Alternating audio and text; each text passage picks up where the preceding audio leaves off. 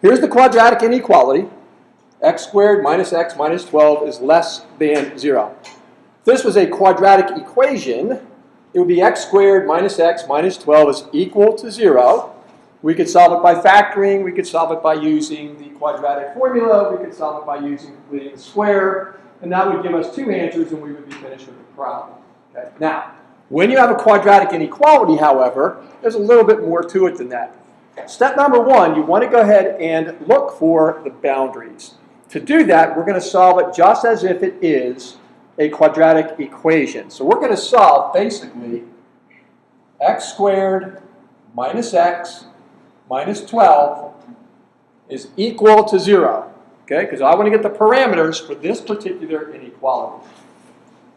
Well, this equation is a very easy equation to factor. It's going to factor into two binomials. We've got x and x, 4, 3, negative, positive. We're going to set both of those equal to 0. So I've got x minus 4 is equal to 0. X plus 3 is equal to 0. So x is equal to 4, and x is equal to negative 3. So if we were solving a quadratic equation, we'd be finished. Okay? We'd be finished. But we're not. We're solving a quadratic inequality. So here's what we're going to do next. Next, we're going to go to our number line graph. And 4 is going to be here, and negative 3 is going to be located right there. Now you'll notice we have a region from negative 3 which extends all the way through infinity to the negative side. We've got positive 4 has a region that extends all the way through infinity in that direction. And then we also have a region right in the middle between negative 3 and positive 4.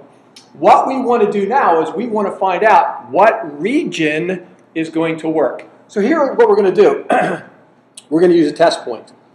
Anytime you can use 0 for a test point, that's a really good thing.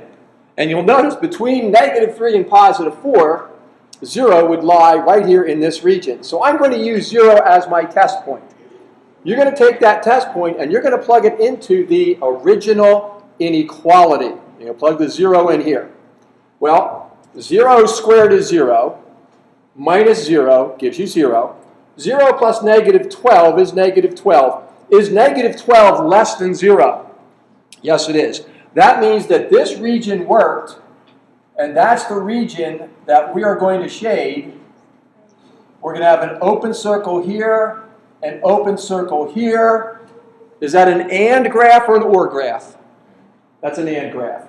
So the answer to this particular problem is going to be x must be greater than negative 3 and x must be less than 4.